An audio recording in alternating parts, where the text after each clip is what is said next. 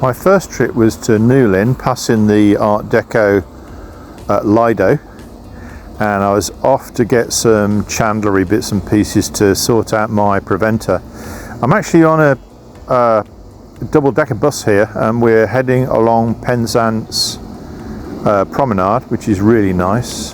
And of course the double-decker bus gives me a sort of panoramic view. The little yellow bus there, that goes to a place called Mousel, and it's actually got a picture of a mouse on it. And this is a fantastic seafood restaurant that I found in Newlyn. Right, off to find the chandlery.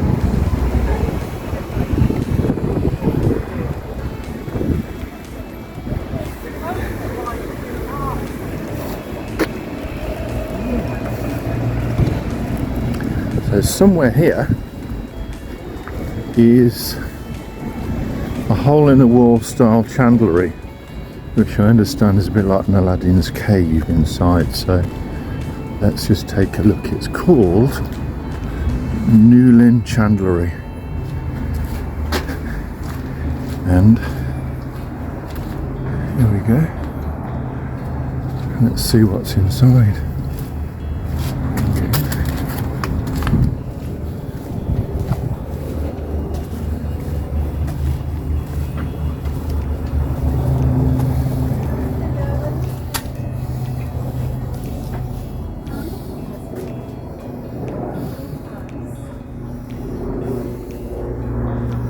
An Aladdin's cave is exactly what it is. So I don't think that's Aladdin there. Hello. How are you today? Good. Need any help, let us know. This is Penzance's famous Egyptian house, built in 1835 by a guy who collected books and minerals, and he was quite wealthy and built this place to house his collection. Bit of a cool place, eh? And it's on Chapel Street, which has got hundreds of independent shops. So there's no pound shop and boots down here. This is all independent stores, and the street is preserved as a tourist attraction, and quite the envy, I think, of most tourist towns, including my own, who seem to succumb to those big brands and let all the independents struggle. But anyway, this is Chapel Street, and it's a wonder of little shops and bookstores and such. Let's try the Turk's Head, 13th century tavern and the childhood home of Thomas Holloway, founder of the Royal Holloway College. Well, let's see if the beer's any good.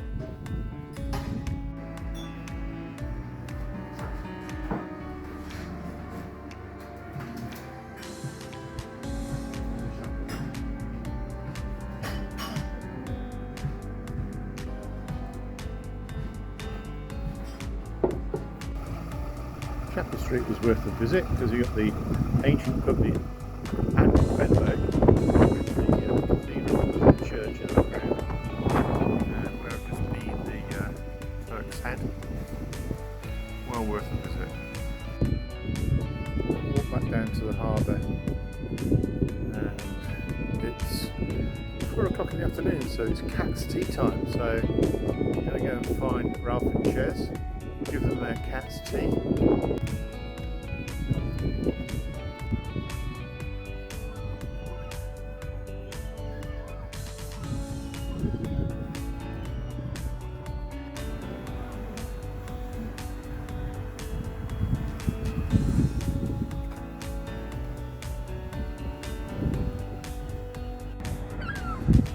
And over there somewhere,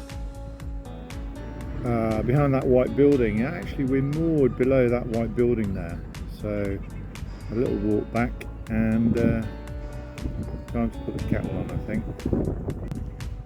Everywhere you go in Penzance there's some kind of hidden nook, and this kind of tropical garden is typical of the delights of Penzance and its rich history. And I do believe that you can actually book this little shanty shack here, which looks like a holiday let, but actually looks over the what they call the dry dock. And there's the dry dock over there where they pull vessels in for doing work on them. And earlier in the day this is completely full of water, and there were loads of people, children doing paddleboarding and swimming, and that's where we're heading over there. This is the mooring in Penzance, which is actually in a working harbour, so there are fishing boats over there, and there's a large boat that transports all of the goods to the Scilly Isles that comes in every day as well, and that's Penzance up on the hillside, which is really quite nice. And down in the harbour, this is the arrangement with the yachts that are all rafted up again, and we rafted up because there's a storm coming, and we're all kind of hiding out the way till tomorrow, so that's why we're a bit sort of jammed in here.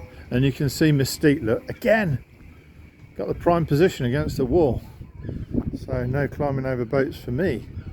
But these guys here from Scotland, they're heading back up north, and the rest of the guys are just on local passages, and I'm heading to Falmouth and probably Poole eventually.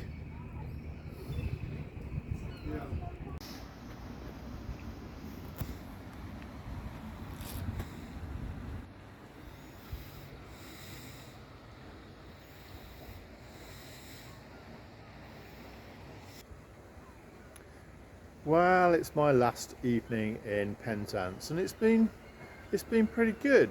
Not as cute as Padstow, but loads of history, great pubs, good food, and I met a few good buddies actually in the marina, or should I say the harbour. The boat behind me is the one that goes to the Scilly Isles, taking passengers every day. And I'm waiting now with my mooring colleagues for the gate to drop, or the gate to drop on the harbour at 1 AM tomorrow morning, and then I'm going to be sailing east to Foy, and the intention is to get as far as I can east, and then pull into Foy and up the river estuary there, and stop on a nice mooring buoy and take in the town of Foy. So that's my next adventure with Ralph and Chesney, who are actually tucked up at the minute and all snuggled up in their bed.